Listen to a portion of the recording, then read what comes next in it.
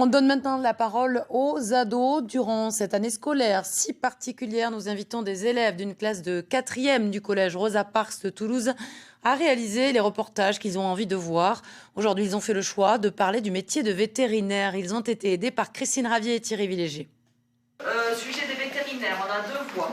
Ok. Pour le choix de ce premier reportage, les élèves de cette classe de 4e du collège Rosa Parks ont voté. Résultat, 2 d'entre eux, qui souhaitent devenir vétérinaires, ont convaincu la majorité de s'intéresser à ce métier. En cours, ils ont travaillé sur les questions qu'ils souhaitent poser. Quel type d'animaux vous soignez en milieu rural? Est-ce que vous pouvez soigner tous les animaux?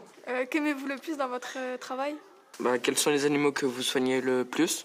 Qu'apprenez-vous à l'école vétérinaire? Après ce dernier briefing et une discussion sur nos outils de travail, Oui, mais ils sont pas connectés, le micro ici.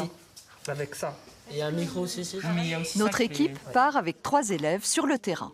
Vous êtes prêts, non? Ouais, on est prêts, je suis déterminée. Direction l'école vétérinaire de Toulouse. Objectif, assister à une consultation comportement donnée par une enseignante entourée d'étudiants. Il fait la sieste aux heures de sieste. Aux heures de sieste, c'est-à-dire 2h, 16h.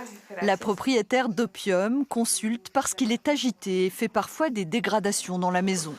Vous ne le définissez pas comme très vigilant, à se lever au moindre bruit. Si ça sonne ou que ça tape, si moi j'y vais pas, il va pas y aller. Par contre, si moi j'y vais, il va venir. Après 1h30 de consultation, Mehdi et Kigliam posent leurs questions. Quel est le contenu de la formation pour devenir vétérinaire? Tu vas aussi bien voir de la biochimie, des biostatistiques, de la pharmacologie que les maladies vétérinaires et sur tous les animaux. Par contre, on voit de tout jusqu'à la 4e année. On travaille aussi bien sur chiens, chats, petits animaux que sur les vaches, les chevaux, les brebis, les cochons, les volailles, etc. Il faut compter 7 années pour devenir vétérinaire. 2 années de prépa, généraliste, avant de tenter le concours, comme l'a fait Alizé. Et vous avez appris quoi depuis que vous êtes vétérinaire? En plus de tout ce qui est de la médecine vétérinaire, ça m'a appris à être pédagogue, à expliquer aux propriétaires, parce que c'est le plus important finalement, c'est d'arriver à transmettre ce qu'on sait, ce qu'on a découvert, et pour avoir un bon suivi de l'animal.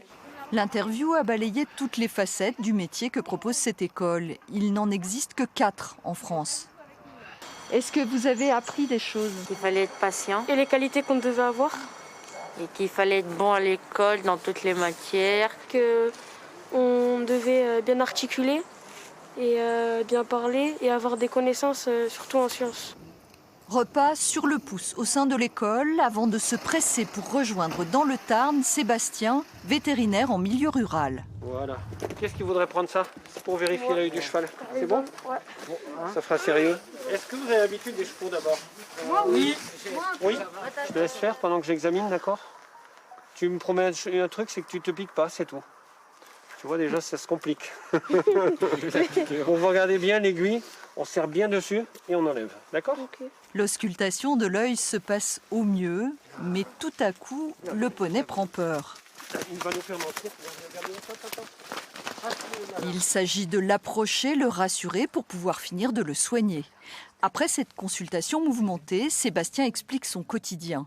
Il partage son temps entre les consultations chien-chat à la clinique et les soins aux gros animaux.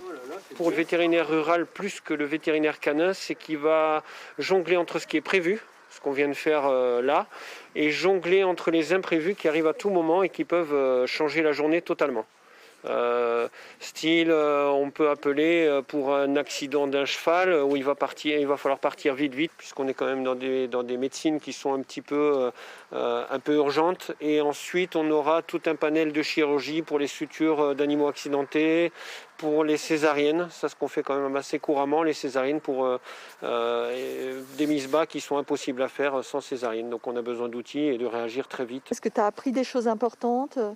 Ouais, qu'il fallait rester calme, même aux situations difficiles, par exemple, ils étaient calmes. Et aussi que c'était pas évident de calmer les animaux, surtout les grands animaux. Pratiquer avant même de commencer des études de vétérinaire, c'est le dernier conseil que donne Sébastien. Et n'oubliez pas, vous demandez des stages. Merci beaucoup les garçons. Au revoir.